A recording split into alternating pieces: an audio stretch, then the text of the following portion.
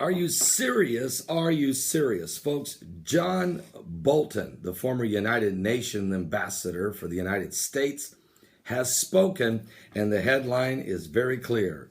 Bomb Iran before it gets the bomb. His words, there's only one way to block the Iranians from building a nuclear bomb, according to former ambassador to the United Nations from America, John Bolton. He says, bomb them first. Here's the quote. The inescapable conclusion is that Iran will not negotiate away its nuclear program, Bolton wrote in an opinion piece for the New York Times on Thursday. Nor will sanctions block its building a broad and deep weapons infrastructure. The inconvenient truth, Bolton insisted, is that only military action like Israel's 1981 attack on Saddam Hussein's reactors in Iraq or Israel's attack in 2007 destruction of the Syrian reactor designed and built by North Korea. These are the only moves that can accomplish what is required. Time is terribly short, but a strike can still succeed. He says such an attack would not need to destroy Iran's entire nuclear infrastructure, but instead, Bolton says, it would break key links in the nuclear fuel cycle and set back Iran's program by at least 3 to 5 years. Quote, rendering inoperable the Nance and Fordo uranium enrichment installations and an attack on the heavy water production facility and reactor would be priorities, said Bolton. So too would be a little noticed but critical uranium conversion facility at Isfahan. So the United States could thoroughly destroy these targets, but Israel, acting alone, could also take the necessary steps. He also called for action to combine with U.S. support for a regime change there in Iran. Are you serious?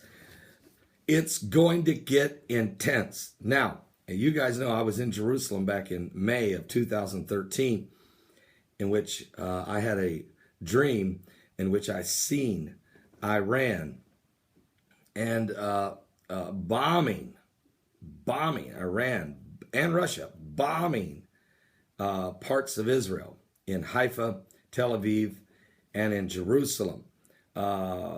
It was unbelievable, and it was a horrific scene, but wow, it's all part of really prophecy. Doesn't mean Iran's going to be the one, but certainly the Persian Empire rising up against Israel. I mean, how many times has the Ayatollah Ali Khamenei got to say death to Israel and death to America? And if you understand their eschatology, the Islamic theology of the end times, it's of an apocalyptic nature. Are you serious? It's of an apocalyptic nature. And you don't want to see them get their hands on the bomb. And John Bolton goes on to say that President Obama, if he doesn't stop Iran from getting this bomb, that this will be his legacy, a legacy that he has allowed the Middle East to become armed with nuclear weapons. That will become his legacy. In my book I released it last year, Jerusalem Jihad.